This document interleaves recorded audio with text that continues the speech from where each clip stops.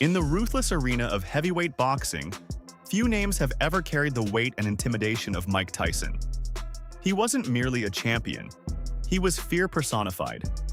This is the story of the youngest heavyweight champion in boxing history, and one of the most polarizing figures the sport has ever produced. Mike Tyson was born on June 30th, 1966, in Brooklyn, New York. He grew up in one of the roughest parts of the city, surrounded by poverty, crime, and constant violence. His early life offered little stability. By the time he was 13, Tyson had already been arrested numerous times. He was quiet, small for his age, and frequently targeted by bullies. But beneath that silence was something dangerous, an intense, uncontrolled anger waiting for an outlet. That outlet appeared when he met legendary boxing trainer Cus D'Amato.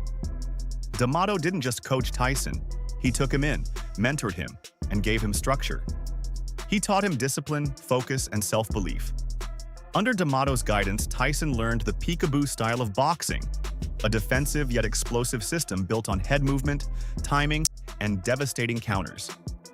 Tyson wasn't just being trained to fight, he was being engineered into a force of nature. In 1985, at just 18 years old, Tyson turned professional. From the very first bell, it was obvious something special had arrived. He wasn't just winning fights, he was obliterating opponents.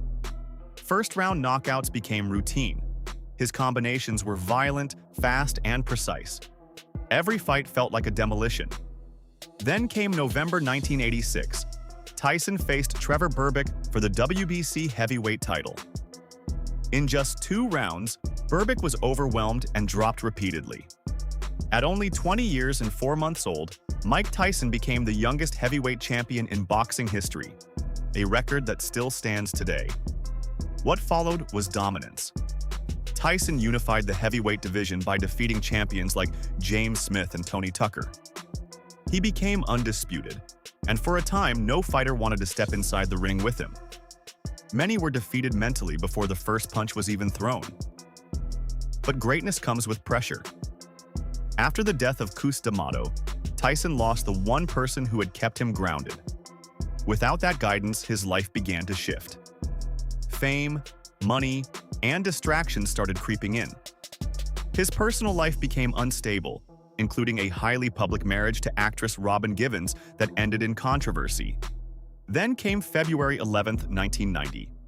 Facing underdog Buster Douglas in Tokyo, Tyson was expected to deliver another quick and brutal finish.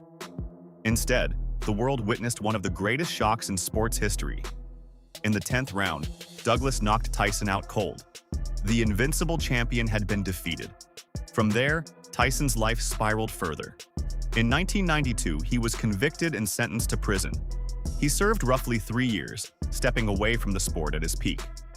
Many believed his boxing career was over for good. But in 1995, Tyson returned. He came back aggressively, reclaiming world titles and reminding the world of his raw power. However, something had changed. The aura of invincibility was gone. The dominance was not the same. In 1997, Tyson faced Evander Holyfield in a rematch that became infamous. In a moment of frustration, Tyson bit Holyfield's ear twice. The fight was stopped, and Tyson was disqualified. The incident shocked the entire sporting world and became one of boxing's most controversial moments. He continued fighting into the early 2000s, but his peak had passed. In 2002, he challenged Lennox Lewis for the heavyweight championship and was knocked out. Soon after, financial collapse followed. Despite earning hundreds of millions throughout his career, Tyson filed for bankruptcy in 2003. But even that wasn't the end of his story. Instead of disappearing, Tyson reinvented himself. He appeared in films like The Hangover, launched his podcast Hot Boxin' with Mike Tyson, and openly discussed his struggles with anger, trauma, and mental health. The world began to see him differently, not just as a fighter, but as a man rebuilding himself. In 2020, Tyson stepped back into the ring for an exhibition fight against Roy Jones Jr. at age 54. And once again, the world watched. Mike Tyson retired with 50 wins and 44 knockouts, but his legacy cannot be measured by statistics alone.